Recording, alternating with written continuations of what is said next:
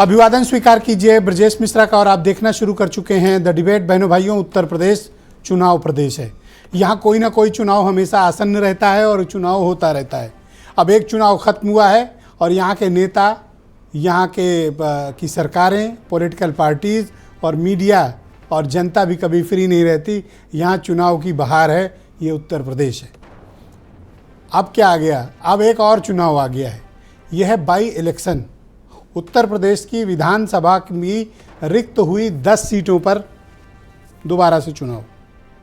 1-2 सीटों का नहीं, 10 सीटों का चुनाव है। और ये चुनाव लोकसभा में एक बड़े महाभारत के बाद ये दूसरा बड़ा युद्ध शुरू होने जा रहा है, जो अब उत्तर प्रदेश के लिए और यूपी की ही धरती पर सिर्फ लड़ा जाएगा और ये तय करेगा कि 27 के लिए किसकी राह मजबूत हो रही है। आज चर्चा इन्हीं 10 सीटों की। बहन भाइयों, उत्तर प्रदेश की 10 सीटों पर अब चुनाव होने जा रहा है और ये बाई इलेक्शन उत्तर प्रदेश की राजनीति को में एक नया और निर्णायक मोड़ साबित होगा। ये कोई सामान्य चुनाव नहीं होगा। तो आपके मन में ये भी बात होगी कि यूपी में कौन सा चुनाव है जो सामान्य होता है? कोई चुनाव नहीं। यहाँ पंचायत का चुनाव भी बड़ी इज्जत का चुनाव होता है और बड़ी ताकत का चुनाव होता है। ये जो 10 सीटें हैं जिन पर चुनाव होने वाला है, ये 10 सीटें जो विधानसभा के सदस्य यानी विधायक, मेंबर ऑफ पार्लियामेंट लोकसभा बने हैं, ये उनका चुनाव है। उनकी रिक्त सीटों पर चुनाव है और एक सीट इरफान सोलंकी को सजा मिलने की वजह से रिक्त हुई है, सीसामऊ कानपुर।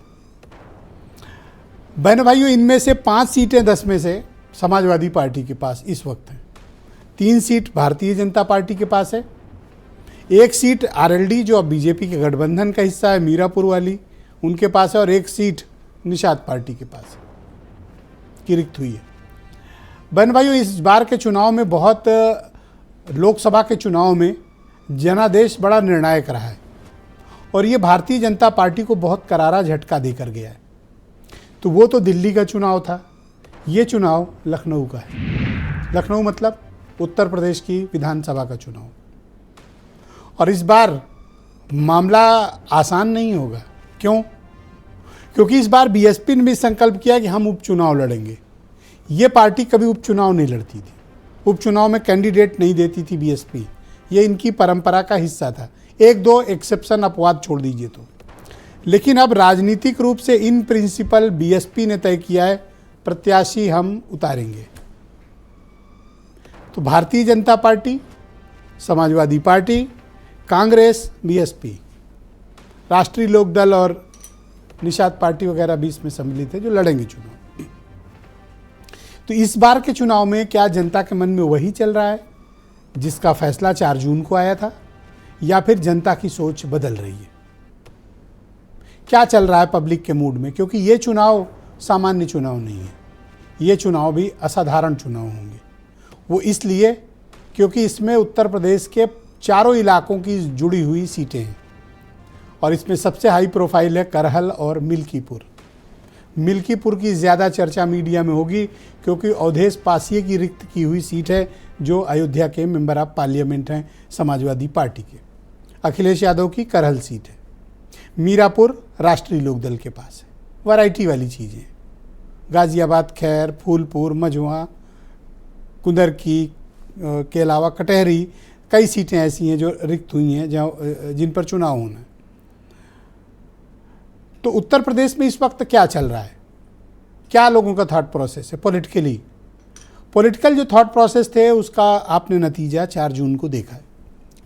बीजेपी के लिए भी बहुत शॉक है, बहुत ही बड़ा झटका है और वो समझ नहीं पा रहे हैं कि ये हुआ कैसे। बीजेपी अभी समीक्षाओं के दौर से है, आत्मचिंतन के दौर से है। ये अलग बात है कि खुलेआम पार्टी का विरोध करने वालों पर भी बीजेपी अब तक एक्शन नहीं ले पाई है।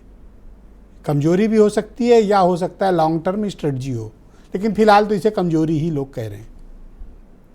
अब इन 10 सीटों पर चुनाव होगा। अगर बीजेपी अपोजिशन के गठबंधन को रोकने में कामयाब हुई तो 27 में उसके कार्यकर्ताओं का, पदाधिकारियों का, विधायकों का और राज्य की सरकार का मनोबल बढ़ेगा। और अगर गठबंधन इन्हें फिर से पटकने में कामयाब हो गया तो ये 27 की लड़ाई के पहले बहुत बड़ा झटका दोबारा से लगेगा। अभी जिस तरह का मनोबल बढ़ा हुआ है अपोजिशन का, समाजवादी पार्टी और कांग्रेस का, और बीजेपी अभी ताज़ा झटके से उसके कार्यकर्ताओं का भी मनोबल प्रभावित है। अब इस गिरे हुए मनोबल के साथ बीजेपी को लड़ना है। क्या लड़ पाएंगे? और इस वक्त जो मुद्दे चल रहे हैं और जिन मुद्दों पर सरकार को अपोजिशन ने घेर रखा है, ज़्यादा वक्त भी नहीं हुआ है, अभी कुछ ही एक महीने पहले के ही 1.5 महीने पहले का विषय है। क्या ये मुद्दे जनता के बीच प्रभावी हैं जो लोकसभा चुनाव के वक्त चले थे, या फिर ये चुनाव के साथ आए और चुनाव के साथ ही चले गए? 2022 में भी बड़ा माहौल बना था, लेकिन उसके बावजूद भारतीय जनता पार्टी ने बहुत ज़बरदस्त मेजॉरिटी के साथ उत्तर प्रदेश में सरकार बनाई थी। अब मुकाबला दिल्ली वालों का नहीं है, अब मुकाबला उत्तर प्रदेश का है और यूपी की विधानसभा का है। उत्तर प्रदेश में भारतीय जनता पार्टी की अपनी बादशाहत का है, और ये चैलेंज लेकर फिर आ रहे हैं समाजवादी पार्टी और कांग्रेस। इस बार में और पिछले उपचुनाव में एक बदलाव है।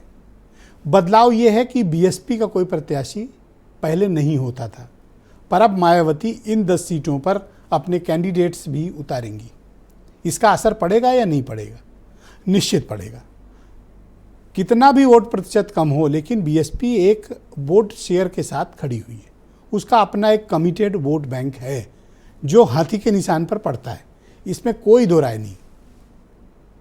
अब इसमें बीजेपी का भी वोट कटेगा और इसमें वोट कटेगा गठबंधन का भी, लेकिन दोनों को गो थ्रू नहीं होने दिया हो सकता। अगर मान लीजिए कि बीएसपी नहीं लड़ती है तो ये वोट कहाँ जाता है? तो ये वोट 2 ही हिस्सों में बंटता है, या तो बीजेपी की तरफ या फिर अलायंस की तरफ जाता है। आपने घोसी का जो उपचुनाव हुआ था, जो दारा सिंह चौहान के इस्तीफा देने के बाद रिक्त हुई थी, वहाँ परिणाम आपने देखा था। अब उसके बाद का ये उपचुनाव है, और ये उपचुनाव उत्तर प्रदेश में राजनीतिक संघर्ष की बहुत बड़ी कहानी लिखने जा रहा है। आप कुछ स्टेटमेंट सुन लें, फिर आज की इस डिबेट को हम आगे बढ़ाएंगे। शायद मंत्रियों की फौज लोकसभा चुनाव में भी थी, बहुत सारे मंत्री मैदान में भी थे। इंडिया गठबंधन मजबूती के साथ खड़ा है और 2022 हो या उपचुनाव हो, भारतीय जनता पार्टी को हराने का काम करेगा। समाजवादी पार्टी इस बाई इलेक्शन को भी पीडीए फॉर्मूले पे लड़ेगी। हम लगातार जनता के मुद्दे उठा रहे हैं, जनता की आवाज को बुलंद कर रहे हैं, और समाजवादी पार्टी को भरोसा है जनता पे, अपने पीडीए के नारे पे, कि इस बार भारतीय जनता पार्टी का सुपड़ा पूरी तरीके से साफ हो। काट की हांडी बार बार नहीं चढ़ती है और झूठ का गुब्बारा जो है वो फूट जाता है। जिस तरह से इन लोगों ने झूठ प्रपंच को फैलाकर किसी तरह से जनता को भ्रमित करके कुछ सीटें जीत ली हैं, उसका भंडाफोड़ हो चुका है। और निश्चित रूप से उपचुनाव में उत्तर प्रदेश की जनता, समाजवादी पार्टी हो या कांग्रेस पार्टी हो, इनको सबक सिखाने का काम करेगी। बहनों भाइयों, आज की परिचर्चा को आगे बढ़ाएंगे। समीर सिंह उत्तर प्रदेश में भारतीय जनता पार्टी के प्रवक्ता हैं। Doctor M H. खान बीएसपी के पूर्व राष्ट्रीय प्रवक्ता हैं और पॉलिटिकल एनालिस्ट हैं। सुनील साजन समाजवादी पार्टी के प्रवक्ता हैं। अजय वीर सिंह राष्ट्रीय प्रवक्ता हैं लोकदल के, और डॉक्टर उमाशंकर पांडे यूपी में कांग्रेस कमेटी के प्रवक्ता, और वीरेंद्र सिंह जी हमारे स्टेट हेड। आप सभी का स्वागत और धन्यवाद इस कार्यक्रम में मेरे साथ शिरकत करने के लिए।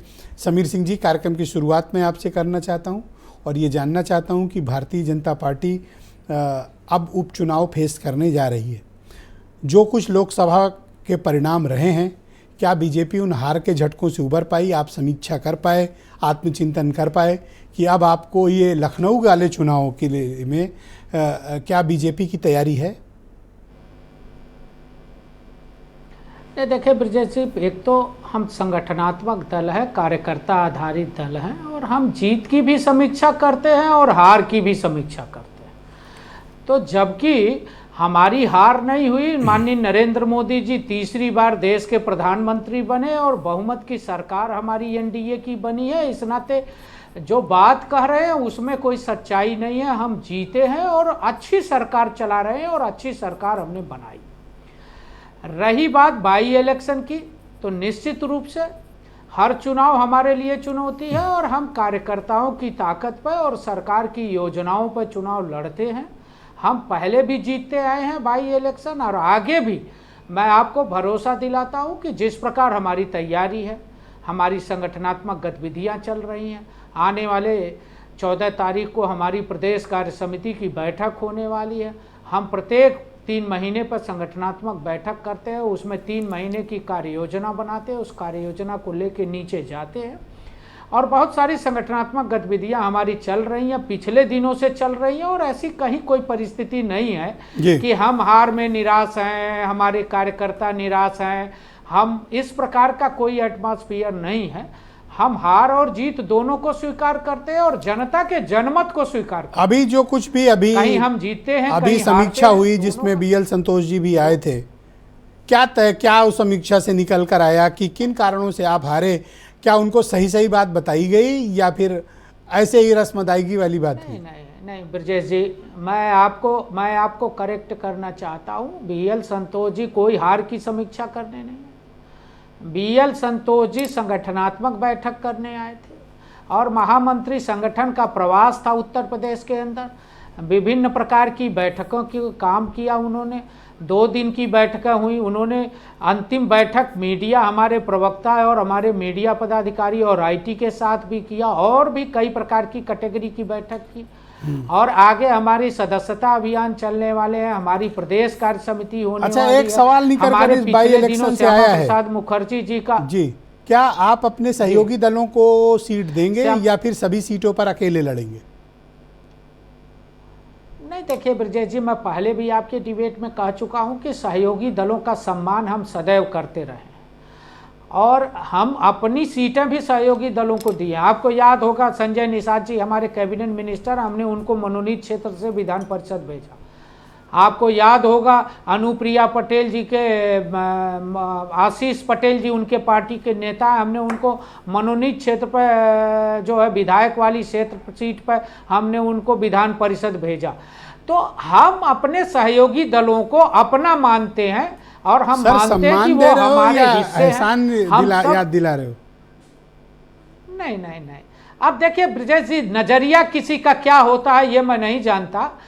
एहसान का नजरिया आपका हो सकता है, किसी और का हो सकता है, अपमान का नजरिया ये कह रहे हो अनुप्रिया के आशीष पटेल को दिया है, तो इससे तो सर ऐसे ही लग रहा है कि आप एहसान मैं नहीं जानता। लेकिन मैं इतना जरूर कहूंगा कि हमारे उनके में कोई अंतर नहीं। हम और वो सहयोगी दल है, हमारा एजेंडा उनका एजेंडा है, उनका एजेंडा हमारा एजेंडा है। कहीं ना कहीं हम साथ मिलकर काम करते हैं। हमारा काम अपमानित करना नहीं है, हमारा काम अपने सहयोगी दलों का सम्मान करना। थैंक यू, शुक्रिया समीर सिंह जी। मजबूती से जो एजेंडा है हमारा जी, गरीब कल्याण का एजेंडा है, जो नोट कर लिया। नेक्स्ट राउंड में आप अपनी बाकी बात रखिएगा। मैं आपके मित्र सुनील साजन को इन्वाइट करता हूँ। धन्यवाद जी। सुनील साजन जी मेरे साथ मौजूद हैं, समाजवादी पार्टी के प्रवक्ता। धन्यवाद समीर जी, बहुत शुक्रिया। मैं सुनील साजन को इनवाइट करता हूं इस डिबेट में। सुनील जी, स्वागत आपका। आपकी पार्टी ने 5 सीटें जीत रखी हैं इन 10 सीटों में से। आप अपने सहयोगी दलों के साथ, यानी जो कांग्रेस आपकी मेजर पार्टनर है, उसके साथ कुछ सीटें बांटेंगे? पहला सवाल। दूसरा ये कि अभी ताज़ा जीत के आप आए हैं, अब एक नए युद्ध की आपको तैयारी करनी है। आपके अंदर वो आत्मविश्वास है कि जो आपने लोकसभा में परफॉर्मेंस किया, बीजेपी जैसी पार्टी को आप विधानसभा में चुनौती दे पाएंगे? देखिए ब्रजेश जी, जहां तक आपके पहले सवाल का जवाब है, तो वो राष्ट्रीय नेतृत्व का फैसला है कि कहां कौन लड़ेगा, कैसे लड़ेगा। हाँ, मैं आपके कार्यक्रम में ये कह सकता हूं कि इंडिया गठबंधन मिल करके ये 10 के 10 बाई इलेक्शन लड़ेंगे भी और 10 के 10 जीतेंगे भी। और दूसरा सवाल ने कहा कि हम लोगों ने भारतीय जनता पार्टी को उत्तर प्रदेश में हराया है, तो हराने से उत्साहित कम है, संकल्पित ज्यादा है। एक तो इस हार में माननीय अखिलेश यादव जी ने एक जो उत्तर प्रदेश में परसेप्शन बना था कि भारतीय जनता पार्टी हार ही नहीं सकती, मोदी जी हार ही नहीं सकते, तो वर्करों को भी पता लग गया कि ये हार सकते हैं और हार ही नहीं सकते, बहुत बुरा हार सकते हैं। और जनता को भी पता लग गया कि बीजेपी हार सकती है। इनका भ्रष्टाचार बर्दाश्त नहीं करना है, इनका झूठ बर्दाश्त नहीं करना है, इनके गुमराह में नहीं आना है, इनका जो आरक्षण छीनने वाला कार्यक्रम है उसको बर्दाश्त नहीं करना है। ये हार सकते हैं, इनके खिलाफ लड़ना। किन मुद्दों को लेकर आप जनता के बीच जाने वाले हैं इस चुनाव में, और आपका क्या एजेंडा होगा? वही जो 1.5 महीने पहले था, या फिर कुछ नया लेकर आएंगे राज्य सरकार के मसले? देखिए ब्रजेश जी, कुछ मुद्दे तो ऐसे हैं जो बदले नहीं। अभी नौजवानों को रोजगार नहीं मिल रहा। पहले पर्चा लीक कराते थे, फिर कॉपी लीक कराने लगे, अब हो सकता परीक्षाएं फिक्स कर ली हो। पहले आरक्षण छीनते थे, अब सीधे नौकरी छीन रहे हैं। अभी मैं बीजेपी के प्रवक्ता को सुन रहा था, वो बहुत अच्छी बात कह रहे थे कि हमारी पार्टी संगठनात्मक राजनीति करती है। पहले भारतीय जनता पार्टी संगठनात्मक हुआ करती थी, अब ये लोग संगठनात्मक भ्रष्टाचार करते हैं। ये कार्यकर्ता बेस्ड पार्टी नहीं बची है, ये झूठ बेस्ड पार्टी बची है, जुमला बेस्ड पार्टी बची है। तो इसलिए अगर आप अच्छा, जब सीटों का बंटवारा होगा तो जैसे बीजेपी ने कहा कि हम सम्मान रखेंगे अपने सहयोगी दलों का, आप तो ये बात ही नहीं कर रहे हो, आप कह रहे हो राष्ट्रीय नेतृत्व तो फैसला करेगा। अरे भाई, कांग्रेस भी तो है, उसकी भी तो इज्जत रखनी पड़ेगी। मुझे तो उसकी भी चिंता है, जैसे मैंने अभी उनके सहयोगी दलों की चिंता की।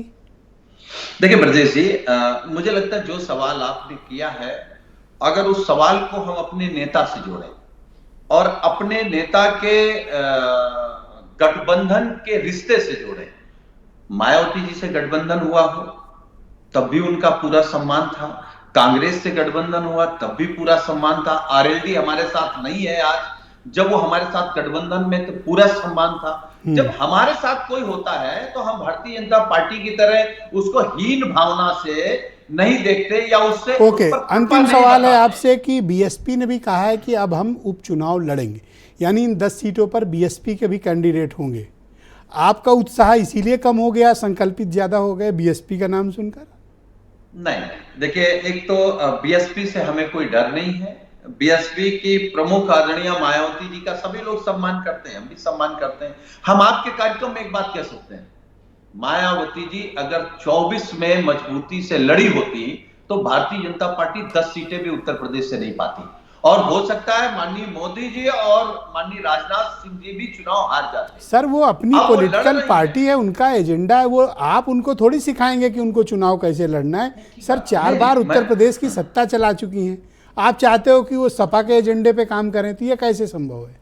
देखिए ब्रजेश जी, हम तो अनुरोध कर रहे हैं कि आप डॉक्टर एमएस खान साहब को भड़काइए नहीं। हम तो सर, बड़ा सम्मान ना, ये आप दूसरे ट्रैक पे गेम खेल रहे हैं। ये कह रहे हैं कि अगर वो ईमानदारी से लड़ी होती या डॉक्टर एमएस खान साहब की पार्टी ईमानदारी से लड़ी होती तो भाजपा 10 से नीचे आती, और बीएसपी ईमानदारी से 10 के 10 चुनाव लड़ेगी तो भारतीय जनता पार्टी खाता नहीं खोलेगी। बहुत शुक्रिया, हमारे साथ जुड़े रहिएगा, इस डिबेट को आगे बढ़ाएंगे। अजय वीर सिंह, राष्ट्रीय लोकदल यानी बीजेपी के गठबंधन की से जुड़ी हुई पार्टी है।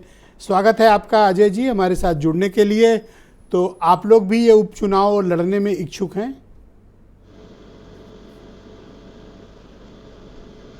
अजय वीर सिंह जी, आप मुझे सुन पा रहे हैं?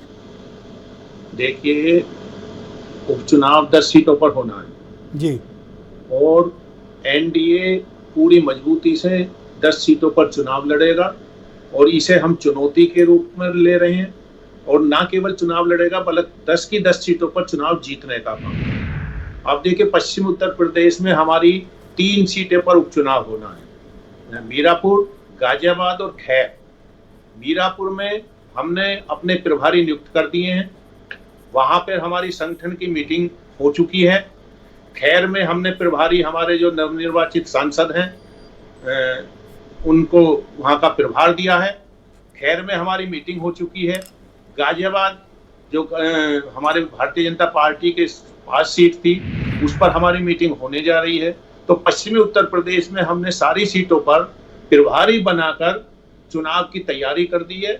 जैसे ही घोषणा होगी, वो सीट किसी के भी पास हो, एनडीए का प्रत्याशी हम सबका प्रत्याशी होगा, और यही सोचकर हम उस पर चुनाव लड़ाने का काम करेंगे। देखिए, आप पश्चिम उत्तर प्रदेश में 3 सीटें हैं, तीनों पर हम लोकसभा में जीते हैं, और निश्चित रूप से उपचुनाव में हम इन तीनों सीटों के साथ साथ जो 10 सीटों पर चुनाव होने जा रहा है उनको जीतने का काम करेंगे। कैसे जीतेंगे आप मुझे बताइए ना, क्या फार्मूला है जब अभी इतनी बुरी तरह से हार हुई? आप तो अपनी जीत लाए लेकिन आसपास की तो सब बीजेपी हार गई, तो अब कौन सा फार्मूला नया 1.5 महीने में ले आए हैं कि आप जिता देंगे? ब्रजेश जी, आप रिकॉर्ड देखिए, जो लोकसभा का चुनाव हुआ है, हम ज्यादातर इन विधानसभाओं में चुनाव जीते हैं। तो ऐसा नहीं है कि हम किसी सीट पर हमने कोई मार्जिन कम किया हो। और जैसा कि मुझसे पहले भी कहा, हमारे देहात में एक कहावत है कि काठ की हांडी एक बार चढ़ती है, बार बार नहीं चढ़ती। इंडिया गठबंधन ने अफवाह फैलाकर वोटर को बहकाने का काम एक बार कर लिया, और ये बार बार वोटर को नहीं बहका सकते। तो उपचुनाव हम पूरी मजबूती से लड़ेंगे। अब मेरा एक और प्रश्न है आपसे, बड़े भाई की भूमिका में रहेगी। आपकी एनडीए के जो हम दल हैं, एक सवाल ले लें अजय जी, अजय जी, और मजबूती से हर अजय जी, आप मुझे सुन पा रहे हैं जी? मेरा एक सवाल ये है कि आपके पास सिर्फ एक सीट मीरापुर है, तो अब तो एक ही सीट पे लड़ पाएगा ना हैंडपंप? आप ये कहाँ प्रभारी बनाए दे रहे हैं 2-2, 3-3, 4 सीटों पे? भाई आपसे क्या मतलब है? बीजेपी कहेगी तब बनाएंगे ना, ये तो आप दबाव की राजनीति कर रहे हो। ब्रजेश जी, आपने मेरी बातों पर गौर नहीं किया। हमने कहा एनडीए का प्रत्याशी चुनाव लड़ेगा, वो किसी भी दल का हो, और उसको जिताने का काम हम लोग करेंगे। आपकी तो एक ही सीट है ना मीरापुर। अपने संगठन की मजबूती को करके इकट्ठा करके वो मीटिंग कर रहे हैं। हम लोग लॉजिकल बात करें, हम लोग लॉजिकल बात करें। आपकी तो एक ही सीट है मीरापुर। ब्रजेश जी, एनडीए की तो 10 सीट हैं, तो बाकी वही तो मैं कह रहा हूँ, 9 सीट बीजेपी की है ना। पार्टी के कार्यकर्ता हमको नहीं लड़ाएंगे। आपका क्लेम एक सीट पे है ना? वो बात सही है, हमारा राष्ट्रीय नेतृत्व तय करेगा कि हम कितनी सीट पर लड़ेंगे। एक सर, भारतीय जनता पार्टी आपके पास एक सीट है अजय जी, एक सीट है आपके लेकिन पास। जैसे मैंने कहा ब्रजेश जी, जैसा मैंने कहा कि 10 सीटों पर एनडीए का प्रत्याशी चुनाव लड़ेगा, और हम हर सीट पर प्रत्याशी को जिताने का काम करेंगे। इसलिए हम ये अपनी प्रभारी, आप इसलिए तेज तेज सर बोल रहे हो ताकि आप सवाल को दबा सको सर। आप इसलिए तेज तेज बोल रहे हैं ताकि आप मेरे सवाल को दबा सकें या उसे अनसुना करें। आपके सवाल को कौन दबा सकता है? तो सर सवाल ले लो फिर। आपका क्लेम सिर्फ एक सीट पर है, वो भी मीरापुर, बाकी आपका कोई क्लेम नहीं है। ये 3-3 प्रत्याशी घोषित करके आप क्या बीजेपी पे दबाव बना रहे हो? ब्रजेश जी, आप बताइए, जब एनडीए के हम पार्ट हैं, एनडीए का हम चुनाव लड़ाएंगे, तो जो मैंने माना कि गाजियाबाद सीट भारतीय जनता पार्टी पर जाएगी, तो जो हमारे कार्यकर्ता क्या वो घर बैठे रहेंगे? तो खैर भी जाएगी ना बीजेपी, वो भारतीय जनता पार्टी के खैर वाली मैं बीजेपी के खाते में लिखूं, बीजेपी कोटे में? तो हमने इसीलिए हमने सारी तैयारी की है, और मैंने पहले भी कहा है सर, जवाब दे दो सर, एक सेकंड सर, पार्टी का हो, उसको जिताने का काम करेंगे। सर प्लीज, खैर वाली मैं बीजेपी के कोटे में लिख दूं, कोई एतराज नहीं? मैंने जैसे कहा कि वो राष्ट्रीय नेतृत्व तय करेगा कि कौन सी सीट पर कौन पार्टी लड़ेगी। तो ये आपने कैसे तय कर दिया कि गाजियाबाद बीजेपी लड़ेगी? नहीं, हमने ये कहा बीजेपी के पास थी गाजियाबाद, और गाजियाबाद तो खैर में आपका क्या है सर? आपका क्या है खैर में? ऐसा नहीं है कि ब्रजेश जी, जब हम एनडीए के पार्ट हैं तो क्या हमारा नहीं क्लेम बनता? मैं बस वही बात दिखाना चाह रहा था कि आपका क्लेम सिर्फ मीरापुर में बनता है सर, मीरापुर के अलावा आपका कोई क्लेम नहीं बनता। तो बाकी जगह पे हमारे कार्यकर्ता बैठे। हाँ, बाकी जगह आप मेहनत करिए सर, बाकी जगह समीर सिंह की मदद करिए। तो हाँ, हम कह तो रहे हैं, बस एक सीट ले रहे हैं, डन इनका फाइनल। समीर सिंह इसके लिए मुझे धन्यवाद देंगे, एक सीट पे बात हो गई। ठीक, थैंक यू अजय जी, शुक्रिया आपका। मैं डॉक्टर उमाशंकर पांडे, उत्तर प्रदेश में कांग्रेस के प्रवक्ता हैं। आप बताइए पांडे जी, उपचुनाव लड़ने का इरादा है, इच्छुक हैं? बिल्कुल, चुनाव लड़ेंगे भी और जीतेंगे भी। कहाँ लड़ोगे भैया? ये तय करेंगे, हमारा गठबंधन है, शीर्ष नेतृत्व है, शीर्ष नेतृत्व ने पहले भी तय किया है, वही बैठ के तय कर लेंगे। जितनी सीटें मिलेंगे उस पर लड़ेंगे और क्यों जीतेंगे। मिले आपको सीटें? आपका क्या है मुझे बताओ, किस सीट पे क्लेम बनता है? नहीं, बात क्लेम एक की, सीट बताओ मुझे ब्रजेश जी। बात सीट वार बात कर लेते हैं। बात न तो क्लेम की है, न सीट वार चर्चा की है। बात सिर्फ इतनी सी है कि माननीय अखिलेश यादव जी, आदरणीय राहुल गांधी जी बैठ के तय कर लेंगे। भाई अजय राय जी हैं, अविनाश पांडे जी, सब मिलके तय कर लेंगे। होता है सीट का जवाब, सीट। मुझसे लॉजिकल बात करो, नहीं आंखें को फेर के बैठे हो। नहीं, मैं आंखें नहीं। हाँ, सामने नजर मिला के देखिए, 10 सीटें हैं। 10 में कौन सी सीट 5 सीटों पर जिसको उमाशंकर कह रहे हैं कि ये हमको दे दो? चलो 5 सीटों पर समाजवादी पार्टी के एमएलए रहे हैं। ठीक है, 5 सीटों पर एनडीए का अलायंस रहा है, ठीक है। और इस पर समाजवादी पार्टी और हमारे शीर्ष तो आप क्या चाहते हैं, इनमें से क्या आपको दे? हाँ, निश्चित आप क्या रूप से। सेकंड पोल किए हो कहीं? अब नहीं, कैसे दे दें आपको? अब ये तात्कालिक लेंगे तो अलग बात है, आप पीछे थोड़ा जाएंगे तो कभी हमारे ही लोग जीता करते थे। आप मझवा सीट ले तो लीजिए, इस तरह मझवा तो सपा को लड़ने नहीं चाहिए। मझवा 10 सीट का 10 पर आप लड़ कभी लो। पंडित सन 80 कमला की अगर त्रिपाठी कहानी जी लेकर वहां आए से हो, एमएलए रहे, उत्तर प्रदेश के मुख्यमंत्री रहे, वो बात नहीं है। क्या संकल्प ना करके आए हो? मैं ना मैं आंखें फेर के क्यों बैठे हो? सामने बात नहीं करो। नहीं, मैं आंखें फेर के नहीं ब्रजेश जी, ये हम डिस्कस नहीं कर सकते। क्यों नहीं कर सकते? ये हमारा शीर्ष अच्छा, अभी नेतृत्व मैं तय अजय करेगा। वीर के साथ बात कर रहा था तो बड़ी हंसी आ रही थी। नहीं, मुझे हंसी नहीं अभी आ मैं रही समीर थी। सिंह से पूछा तो बड़े मजे ले रहे थे। अपनी बारी आई तो कह रहे हो शीर्ष नेतृत्व। नहीं नहीं, देखिए क्या है, उनके यहाँ तो लड़ाई है, हमारे यहाँ शीर्ष नेतृत्व तय करेगा। अभी आपने आरएलडी से इतनी बातें पूछी, वो खैर पर जवाब नहीं दे पाए। आप तो एक पे भी नहीं। अगले आदमी ने चलो कह तो दिया गाजियाबाद बीजेपी को, खैर पे हमारा क्लेम नहीं बनता। अगले आदमी नहीं को तो नहीं, मैं इनका ऑफिशियल बयान है रिस्पेक्ट करता ब्रजेश हूं जी, कि उन्होंने स्वीकारा है। आरएलडी का ऑफिशियल बयान है कि मीरापुर तो हम लड़ेंगे ही, और भी सीटें हम लेंगे। आप कितने ये पे आरएलडी लड़े? का ऑफिशियल स्टेटमेंट है। आज आरएलडी ये कहने की स्थिति में कि हम मीरापुर लड़ सकते हैं। आप एक सीट का नाम बताओ, आप कहां लड़ सकते हो? नहीं नहीं, मैं ना एक सीट का जिक्र कर सकता हूं, ना मैं नाम ले सकता हूं। ये शीर्ष नेतृत्व का अधिकार क्योंकि क्षेत्र है। है ही वो नहीं भैया, टीवी लड़ोगे डिबेट में कहाँ? वो तय कर लेंगे हमारे शीर्ष नेतृत्व। उसमें अब मान हमको लो- और सुनील साजन जी को यहाँ टीवी डिबेट पर निर्णय नहीं देना है। वो जब पीछे नहीं, आप अपनी जिम्मेदारी लो, सुनील साजन की जिम्मेदारी ना लो। नहीं, हम एक साथ वरना हैं। मैं पुरानी बात हम याद एक दिलाऊंगा ही तो बुरा हैं। लगेगा। हम एक है, जिस्म हमारे दो हैं लेकिन आत्मा एक है अरे, ब्रजेश जी। तो ये जिस्म बता दे कि कहाँ फिट बैठ रहा है। वो अखिलेश ये जिस्म यादव बोले ना। माननीय अखिलेश यादव जी और माननीय राहुल गांधी जी तय कर लेंगे। लड़ाई हमारे यहाँ नहीं है, लड़ाई वहां है।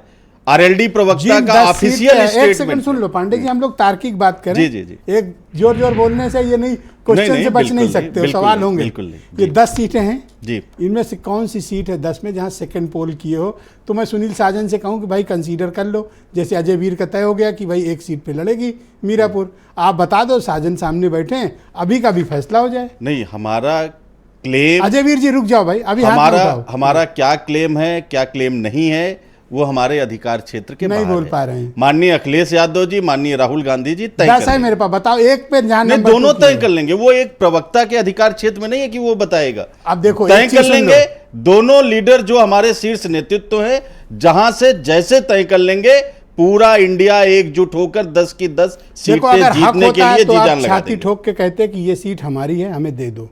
अब बख्शीश में अगर कुछ मिल जाए तो अलग बात है। हाँ ठीक है, माननीय अखिलेश यादव जी ने पहले भी हम और समाजवादी पार्टी और कांग्रेस पार्टी आवाज लहरा उत्तर गई प्रदेश पांडे में जी लड़े। की। नहीं नहीं, लड़े आवाज हैं। लहरा गई, हम खान 17 लहरा में गई भी है। ब्रजेश जी 17 में भी धन्यवाद। लड़े और 24 में भी लड़े, फिर आगे लड़ेंगे ठीक। और लड़ते रहेंगे, जीते हैं और जीतते रहेंगे। खान साहब को बुलाऊं? हाँ बुला लीजिए। खान साहब शुक्रिया। ये बीएसपी ने कैसे सोच लिया कि हम उपचुनाव लड़ेंगे? जी सर। ऐसा क्या परिवर्तन हो गया? आपको क्या लगता है, क्यों? नहीं देखिए, ऐसा है ना कि राजनीतिक दल होने के नाते उनको हर चुनाव को लड़ना चाहिए, ये फैसला उनका सही है। वो देखिए, जब अभी बात हो रही थी घोसी की, गोरखपुर की, गोरखपुर में बीएसपी नहीं लड़ी चुनाव तो ये समाजवादी पार्टी वाले जीत गए। घोसी में भी बीएसपी नहीं लड़ी तो ये जीत गए। अब पार्लियामेंट के चुनाव में तो 30 सीटें ऐसी हैं जहां बीएसपी ने ऐसा काम किया है जहां से ये समाजवादी पार्टी हार गई। मतलब क्या बीएसपी वोट कटवा थी सर? बीजेपी हार गई। बीएसपी वोट तो कटवा थी? नहीं, बीएसपी हार गई नहीं, वोट कटवा नहीं, वो अपना अस्तित्व बनाए रखा। अभी आप क्या समझ रहे हैं कि 2% पे बीएसपी, उसका वोट क्या 2% हो गया? कौन कहा? 2% तो कांग्रेस का था, 9.5% बढ़ गया, अलग बात है। नहीं, 9.5% है, 9.5% हम कह रहे हैं। तो बोला तो वो पॉलिटिकल पार्टी है तो अपने आप को सरवाइव करने का हक है उनको, वो लड़ सकती है, कोई दिक्कत नहीं है। तो अगर बीएसपी चुनाव लेकिन ये लड़ती है तो समझिए कि आपको लगता है ये मुद्दा ट्रायंगल जो- होगा चुनाव, या फिर बीएसपी और नीचे जाएगी? बिल्कुल ट्रायंगल हो जाएगा। नहीं, ट्रायंगल हो जाएगा, नीचे नहीं जाएगी। अब ऊपर उठने की स्थिति कैसे है में भाई? एक तो इसलिए बताओ, कि एक बार जो तर्कों पे बात करें झूठ ना। का एक पुलिंदा तर्क दो लोग- कि इसलिए बीएसपी बढ़ेगी, मैं मानूंगा, आप तर्क दो। नहीं, तर्क नहीं, समता मूलक समाज की बात करती है बीएसपी। सर्वजन हिताय की और बहुजन समाज पार्टी की बात करती है बीएसपी। अरे वो हो गया, देखिए वो अभी आप 2009, 14, 17, 19 में था। अब आओ आप। सुनिए आप सुनिए। अभी आपने अपने उद्बोधन के बाद जो है बाइट चलवाया तो फखरुल हसन चांद बोल रहे थे, वो सीधी सीधी बात कर रहे थे कि हमारी समाजवादी पार्टी लड़ेगी। अब यहाँ सुनील साजन आ गए तो इन्होंने कहा इंडिया लड़ेगी। तो ये इन लोग तो आपस में ही कंफ्यूज हैं। अभी आपने सवाल पूछ लिया कांग्रेस से तो जवाब ही नहीं है। और सुनील साजन को इतना तकलीफ हो रही है मुझसे, मैं तो भाई आपका कोई खेत नहीं काटता हूं जो मुझसे कह रहे हो कि तगड़ा सवाल पूछिए। अरे काटे हो आप पूछ लो ना, में काटे हो खेत, आपको पूछना है तो आप पूछ लो। काटे हो खेत, इनका खेत काटा है आपने, तभी तो काटेंगे। बस 35,000 से इनका कैंडिडेट रह गया, आप वाला 75 ले गया। यही खेत काटना कहते हैं। हाँ बिल्कुल है क्या। हाँ तो ये हमसे काहे नाराज हो रहे हैं हमसे क्यों नाराज है भाई, जनता से पूछें काहे हो गया है। देखिए वहां पर 96 से विधानसभा की बात मैं कर रहा हूं, सबसे कम वोट से अगर कोई जीता है समाजवादी पार्टी का तो आज तक 96 में मुझसे जीती है समाजवादी पार्टी, सिर्फ 1600 वोट से जीती थी। उसके बाद 50,000, 60,000, 70,000 से जीत रहा है। तो ये काम करने वालों की स्टाइल है, काम करेगा जो वो जीतेगा। जब मैं 96 में लड़ रहा था, ये इंटर कॉलेज में पढ़ रहे थे। आपके राजनीतिक इरादे मुझे ठीक नहीं लग रहे हैं। आप हर बार कैरेट लटकाते हो और ऐसे प्रोजेक्ट करते हो कि अगर आप उधर होते तो सीन दूसरा होता। चाहते क्या हो, खुल के बता दो। जब आज सीटें बट रही हैं तो आप वाला फैसला भी हो जाए, आपका भी डिसीजन आज ही करा देते हैं। नहीं, मेरा डिसीजन डिबेट पे थोड़ी होगा सर। मेरा डिसीजन जो है वो ब्रिजेश मिश्रा जी के चैम्बर में होगा। अरे सर बुला लेता हूँ। अरे सुनील सिंह आओ भैया, सुनील साजन आ जाओ। आप समीर सिंह को कल बुला लूं कल सबको इकट्ठा कर लूं और कल फैसला हो जाए। बुला लीजिए, कर लीजिए सर। इतना ओपनली कौन कहता है खान साहब। आप तो तैयार बैठे हो जाने के लिए लग रहा है।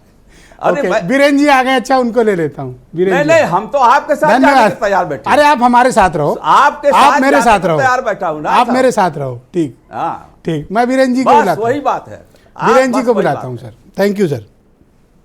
बीरेन जी, अब 10 सीटों पर फिर से चुनाव होने जा रहा है, ये तो मैं देख रहा हूँ। फिर एक बड़े राजनीतिक युद्ध की तैयारी है। तो इस वक्त दोनों खेमे में, एनडीए के खेमे में और इंडिया के खेमे में क्या राजनीतिक माहौल है और इस वक्त क्या चर्चाएं हैं। बीजेपी की समीक्षा भी हो गई, तो अब क्या निकल कर आउटकम आया कि अब चुनाव की आगे की तैयारी कैसे होगी। देखिए, ये जो 10 सीटों का उपचुनाव है, एक तो साफ है कि ये एक बड़ा संदेश देकर जाएगा। अगर भाजपा जीतती है तो ये माना जाएगा कि विधानसभा के चुनाव में उसकी पकड़ अभी जनता पर मजबूत है, और अगर ये भाजपा यहाँ फिर लोकसभा की तरह हारती है तो फिर यह साफ हो जाएगा कि उत्तर प्रदेश में 27 के विधानसभा चुनाव में समाजवादी पार्टी जीत की ओर बढ़ रही है। तो ये दोनों बातें इस चुनाव से डिसाइड होंगी।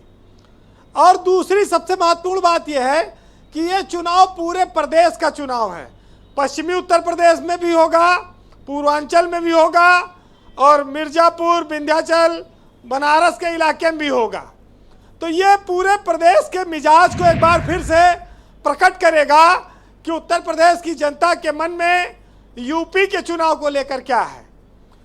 और जहाँ तक बात है कि उपचुनाव को सरकार का चुनाव माना जाता है, सरकारें जीतती है, लेकिन कई उपचुनाव सरकारें हारी हैं, और बीजेपी सरकार भी हारी है, फिर जीती भी है। और ख़ास तौर से घोसी का उपचुनाव तो बीजेपी का सबसे ताज़ा घाव है जो अभी तक ख़त्म नहीं हुआ। लेकिन ब्रजेश जी, ये चुनाव उत्तर प्रदेश में बहुत बड़ा अहमियत रखता है, क्योंकि ये चुनाव ये साबित करेगा कि योगी आदित्यनाथ के नेतृत्व में भाजपा तेजी से आगे बढ़ेगी या भाजपा के अंदर फिर से गुटबाजी और अंतर्विरोध तेज होगा। ये मौका है उनके लिए कि वो अपनी सीटें जो हैं, 3 सीटें हैं बीजेपी की, इसमें उसको कायम रखें, उसके बाद वो विपक्ष से कुछ सीटें छीनें। तो एक ये मौका होगा कि वो मैसेज देंगे कि हम अभी प्रदेश में बहुत मजबूत हैं और जनमत के बीच हमारी जो उपस्थिति है, छाप है, वो बहुत अच्छी है, मजबूत है और हम आगे जीत कर आएंगे। लेकिन क्या फिर ये सवाल उठेगा कि इस उपचुनाव में संविधान के खतरे और आरक्षण का मुद्दा छाएगा, और अगर वो छाएगा तो उसका क्या स्वरूप होगा? क्योंकि जो मिल्कीपुर सीट है वो दलित बाहुल्य सीट है और अवधेश प्रसाद वहाँ से 9 बार एमएलए रहे, और करहल में यादव बाहुल्य है, अखिलेश यादव वहाँ से सांसद बन गए हैं कन्नौज से, और करहल उनकी सीट है। गाजियाबाद शहरी सीट है, वो बीजेपी की सीट मानी जाती है, वो जीतेगी। फूलपुर में पटेल लोगों का बाहुल्य है, मीरापुर में जाट और गुर्जर जो वोटर है ये तय करेंगे कि कौन जीतेगा। ऐसे कई सारी सीटें हैं, उस कटहरी भी है, कुंदरकी भी है, सीसामऊ है, तमाम सारी जो और सीटें बची रह गई हैं। लेकिन ब्रजेश जी ये सेमीफाइनल है, साफ साफ सत्ता का सेमीफाइनल है 2027 के। अब इससे बड़ा चुनाव तो नहीं होगा और इसी में क्लियरिटी आएगी। लेकिन ये चुनाव एक और महत्व रखता है कि पश्चिमी उत्तर प्रदेश में चंद्रशेखर आजाद अब किस भूमिका में होंगे। मायावती का वोट परसेंटेज डाउन हो चुका है, अखिलेश यादव चंद्रशेखर को भी अपने गठबंधन में लाके क्या वहां पर बीएसपी की एक नई कार्ड तैयार करेंगे, और ये बहुत टर्निंग पॉइंट होगा उत्तर प्रदेश की सियासत का कि वो तो क्या चंद्रशेखर की पार्टी भी सभी 10 सीटों पे लड़ेगी या फिर कुछ सीमित सीटों पे, जैसे कुंदरकी, मीरापुर, खैर, गाजियाबाद? ब्रजेश जी मुझे लगता है कि ये गठबंधन के साथ लड़ेगी वो, जिसमें अखिलेश यादव, कांग्रेस और चंद्रशेखर आजाद होंगे, और ये मायावती के लिए बहुत बड़ा झटका होगा। तो बहुत साफ है कि मायावती का प्रभाव लगातार घटा है। चंद्रशेखर अपनी पार्टी के दम पर एक तरह से निर्दलीय जीते हैं और दलितों में वो एक नए आइकॉन है यूथ के तौर पर। तो ये पश्चिमी उत्तर प्रदेश में वो कुछ सीटों पर लड़ेंगे जरूर। जहाँ तक बात है कि इस चुनाव में क्या राम मंदिर का मुद्दा, हिंदुत्व का मुद्दा क्या फिर चलेगा या ये शांति से पड़ा रहेगा किनारे। दूसरी एक और महत्वपूर्ण बात है कि अयोध्या की हार का बदला भाजपा मिल्कीपुर में चाहे तो ले सकती है समाजवादी को हरा के, लेकिन क्या वाकई में वो हरा पाएगी?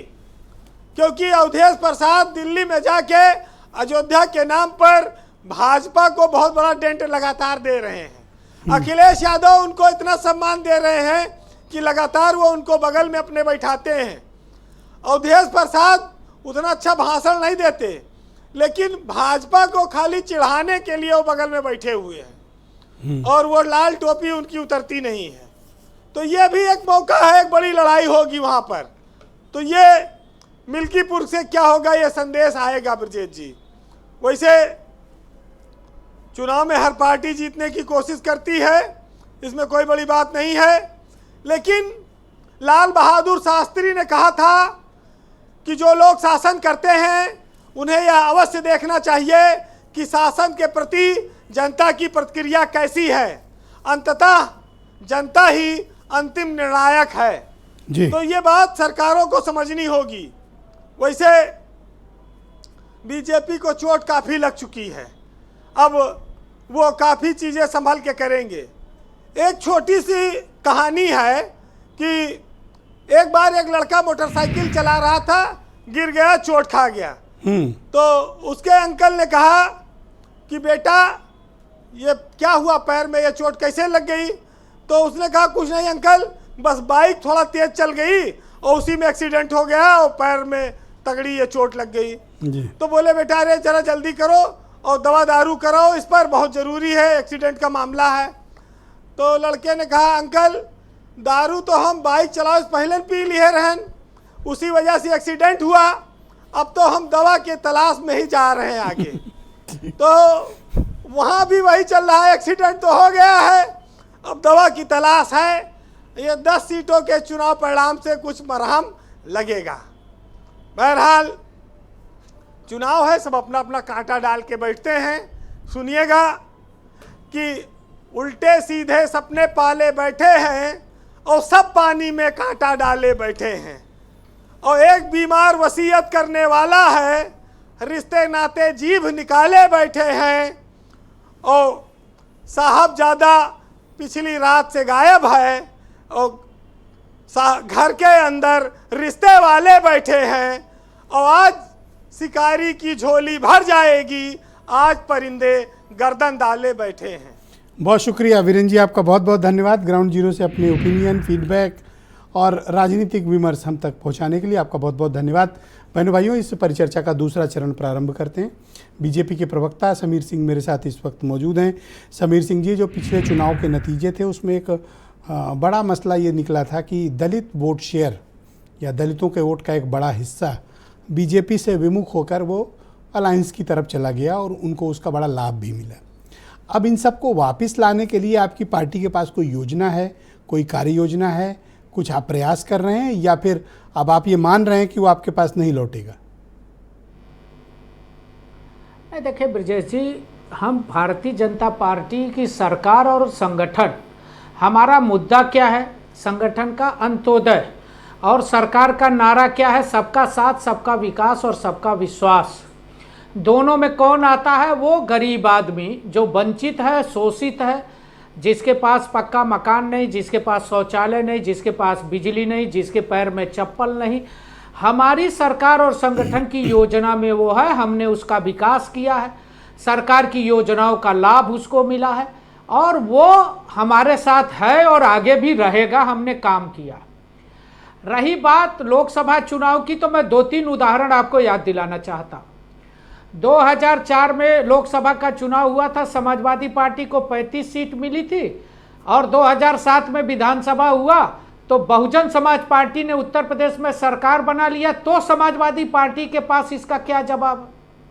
दूसरा, समाजवादी पार्टी के इतिहास को आप देखेंगे तो आज तक एक बार खाली उत्तर प्रदेश में अपने दम पर सरकार बना पाई है, 2012 में, और 12 से 17।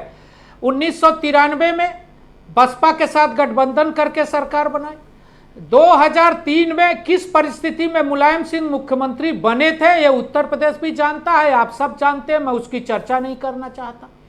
मैं इतना जरूर कहना चाहता हूं कि 2012 से 17 के बीच में जो समाजवादी पार्टी ने पाप किया था, पाप इस नाते कह रहे हैं ब्रजेश जी, किस नौजवानों के रोजगार को लूटा था।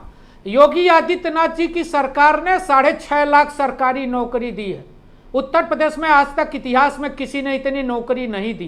कानून का राज स्थापित किया। पर ये 11 पेपर लीक हो जाना, जजों की परीक्षा की कॉपी तक बदल जाना, इतने बड़े पैमाने पर भर्तियों में घपले हो जाना, इस पर आपने क्या ऐसा किया? हो जाए मैं उसका जवाब दे दूंगा आपको। नहीं, मैं बात पूरी हो दे रहा हूं। किसानों के सवाल पर, हमने शुगर मिल चलाया, हमने बेचा नहीं। समाजवादी पार्टी की सरकार में 20 शुगर मिलें बेची गई। हमने नौकरी को चाचा जान और अब्बा जान की पर्ची पर नहीं दिया, हमने पारदर्शी तरीके से परीक्षा कराया। और हमारी सरकार की ताकत है कि अगर कोई गड़बड़ी बेदीराम के रूप में हम लोग देख रहे हैं उसका सार्वजनिक प्रदर्शन नहीं है, हम उसको बचाते नहीं, हम जेल भेजते हैं। हाँ सर, बेदीराम तो चला गया, जेल में ही होगा क्या?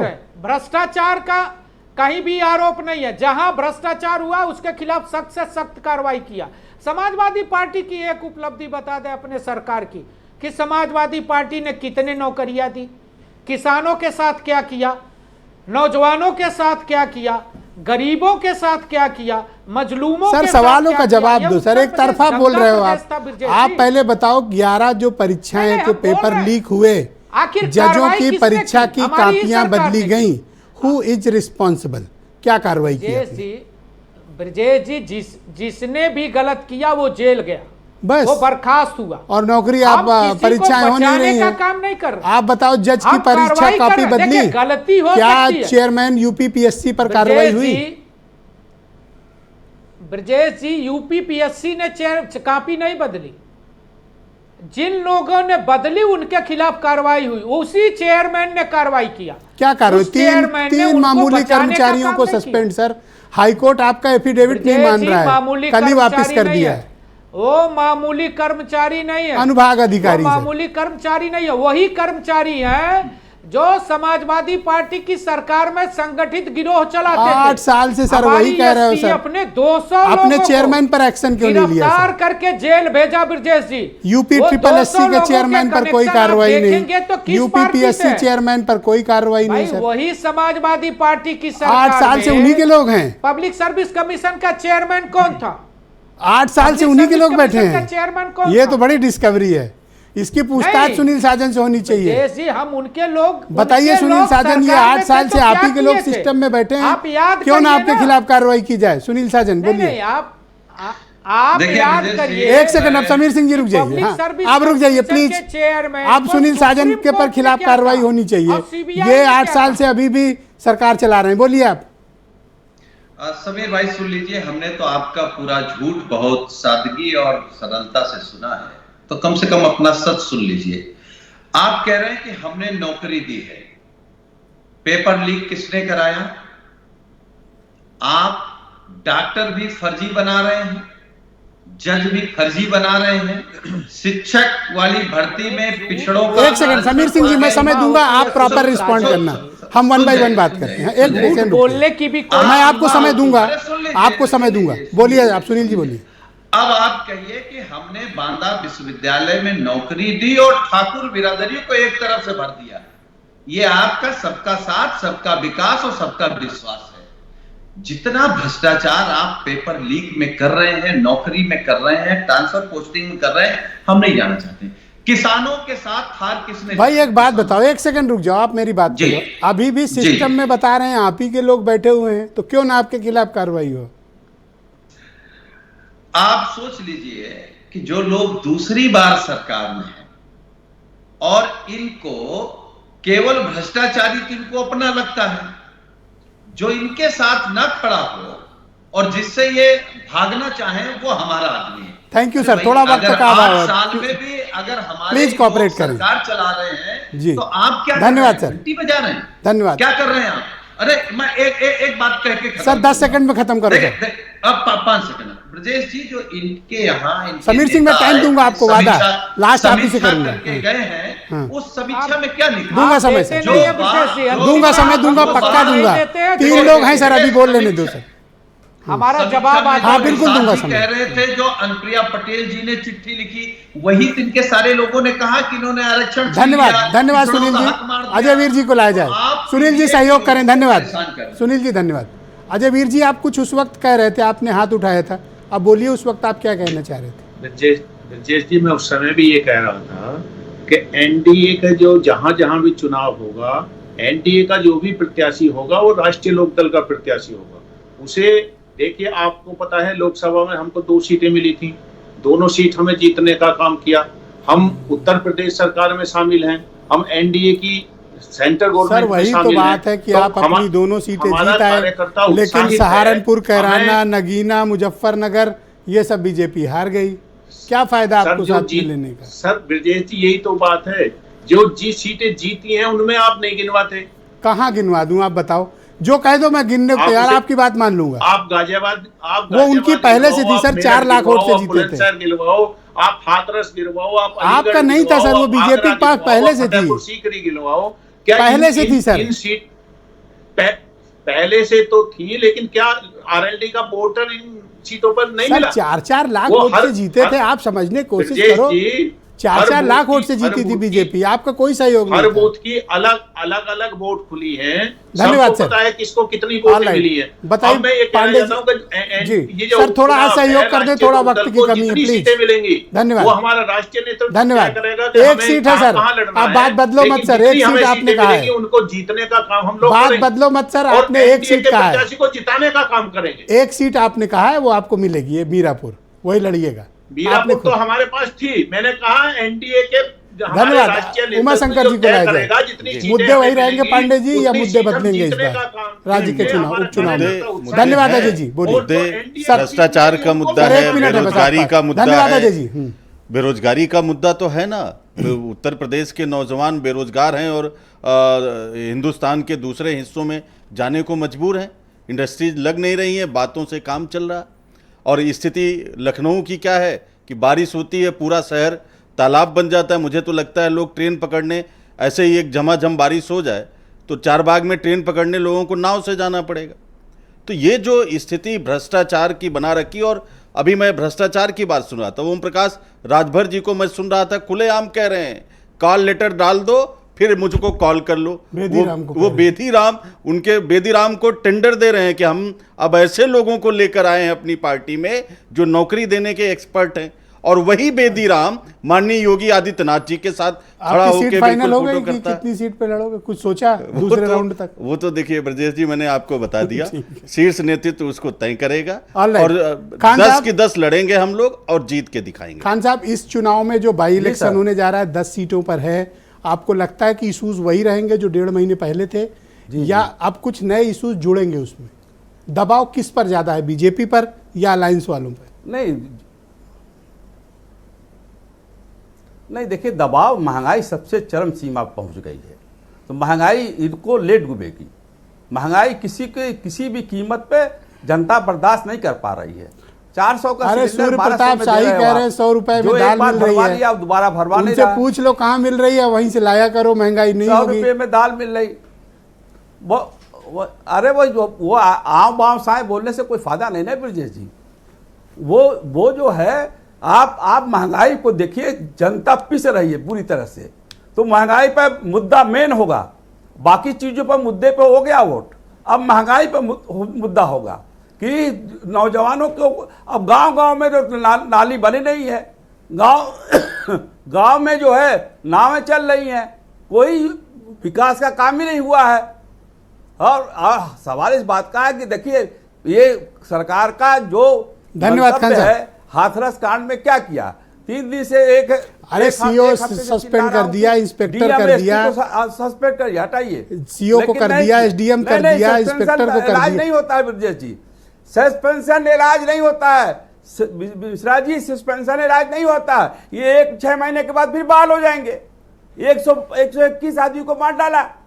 ऑलराइट खान साहब, शुक्रिया। थोड़ा आज वक्त की कमी sir, okay. Sameer Singh ji 20 second, अब आप रिप्लाई करो, 20 सेकंड समीर सिंह।